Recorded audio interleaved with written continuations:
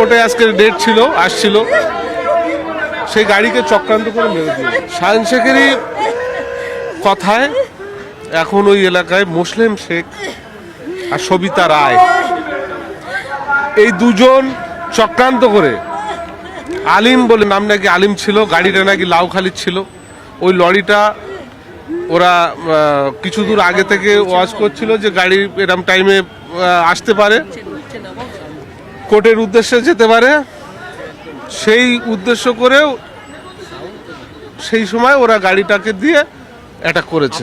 ইচ্ছা, সম্পূর্ণ ইচ্ছা, এর আগে থেকেও বিভিন্নভাবে হুমকি দিয়েছিল মারার জন্য। ওদের থেকে, ওদের বিভিন্ন লোক দ্বারা হুমকি, যে শাহজাহান শেখের ওখানে একটাই রাত চলে, শাহজাহান শেখ ও জেলে বন্দি, ও জেলে বসে কারসাজি করছে, ওর কারসাজি এটাই। নেজাহাট পঞ্চায়েত সমিতির সভাপতি সবিতা রায় আর মুসলিম শেখ হচ্ছে সহ সভাপতি, এই দুজন শাহজাহান শেখের সম্পূর্ণটাই র্যাকেট চালাচ্ছে ওখানে। মানুষের অত্যাচার, মানুষের ভয় দেখানো, মানুষের চুপ করানো, সবকিছুই ওরাই চালাচ্ছে। মানে এটা কি দুর্ঘটনা নয়, খুন? কোনো দুর্ঘটনা না, খুন, 100% খুন। কে করিয়েছে? সরাসরি সরাসরি শাহজাহান শেখের ইন্ধনে মুসলিম শেখ আর সবিতা রায়। জেল থেকে সাধারণ ইনস্ট্রাকশন দিচ্ছে, ফোন করে, ওর বউয়ের সাথে কথা হয় কন্টিনিউ।